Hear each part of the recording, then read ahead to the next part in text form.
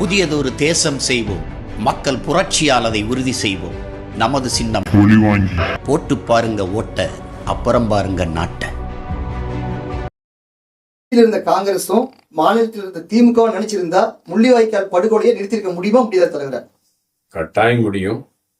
காரணம், மேற்கு வங்கம் கிழக்கு வங்கம் என்று இருந்த நேரத்தில் தன் மொழி இன மக்கள் பாகிஸ்தான் இராணுவத்தால் கொல்லப்படுகிறார்கள், தாக்கப்படுகிறார்கள் என்பதற்காக அன்றைக்கு மேற்கு வங்கத்தினுடைய முதல்வராக இருந்த சித்தார்த்த நகரே இந்திரா காந்திக்கு ஒரு குரல் விடுத்தார்.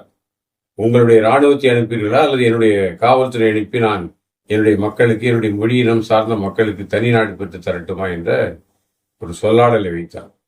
அந்த சொல்லாடல் தான் முக்திவாகி என்ற பெயரிலே அன்றைக்கு இந்திய இராணுவம் கிழக்கு வங்கத்தில் நுழைந்து இன்னைக்கு பங்களாதேஷாக ஒரு தனி நாடாக அது வளர்ந்திருக்கிறது. எனவே இங்கே ஆண்மை அல்லது ஆம்பட என்று சொல்லிக் கொள்கின்ற, ஆண்மகனாக சொல்லிக் கொள்கின்ற இந்த திருட்டு திராவிடத்தினுடைய பல தலைகள், அது கருணாநிதியாக இருக்கலாம், மலையாளி எம்ஜிஆராக இருக்கலாம், அல்ல கன்னட பாப்பாத்தி ஜெயலலிதாவாக இருக்கலாம்.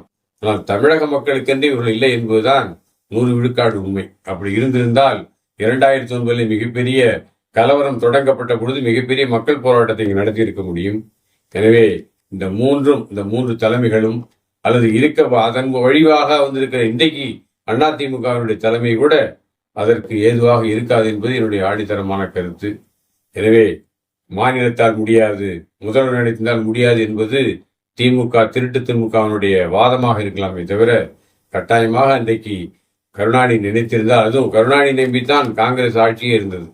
கருணாநிதி நினைத்திருந்தால் நிச்சயமாக ஈழப்படுகொலைகளும் ஈழப் போராட்டமும் நிச்சயமாக இந்த பின்னடைவுக்கு வந்திருக்கக்கூடிய வாய்ப்பு 1 விழுக்காடு கூட இருந்திருக்கும். தமிழ் தேசிய தலைவர் தம்பி பிரபாகரனின் எண்ணமும் அதனை ஒத்த அண்ணன் சீமானின் சிந்தனையும் செயலூக்கம் பெற வேண்டுமானால் நீங்கள் வாக்களிக்க வேண்டிய சின்னம் ஒளிவாங்கி.